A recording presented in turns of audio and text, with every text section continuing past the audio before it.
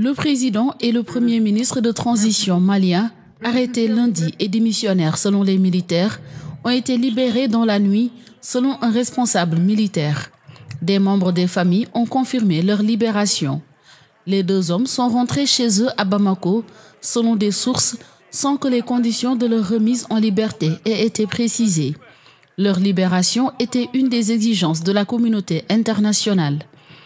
En effet, le Conseil de sécurité a condamné fermement mercredi, dans une déclaration adoptée à l'unanimité, l'éviction par les militaires des autorités civiles de transition au Mali.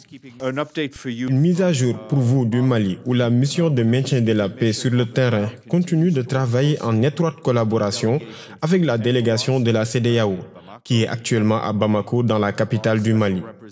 Notre représentant spécial et chef de la mission de maintien de la paix, El Ghazim Wane, a participé aux réunions de la délégation de la CEDEAO.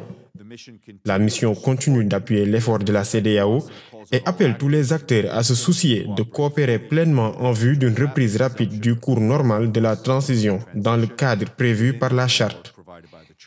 Il est essentiel que cette crise soit résolue d'urgence car elle constitue un défi supplémentaire qui nuirait à la mise en œuvre de l'accord de paix. Pour sa part, le secrétaire général continue de suivre avec inquiétude la situation au Mali et reste engagé.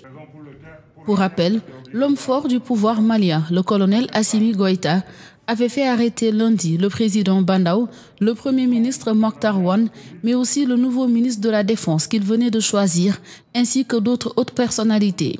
Depuis leur arrestation, le président et le premier ministre de transition étaient tenus au secret au camp militaire de Kati, à une quinzaine de kilomètres de Bamako, là où le président Ibrahim Boubacar Keïta, réélu un an plus tôt, avait été conduit lui aussi par les colonels en août 2020 et poussé à annoncer sa démission.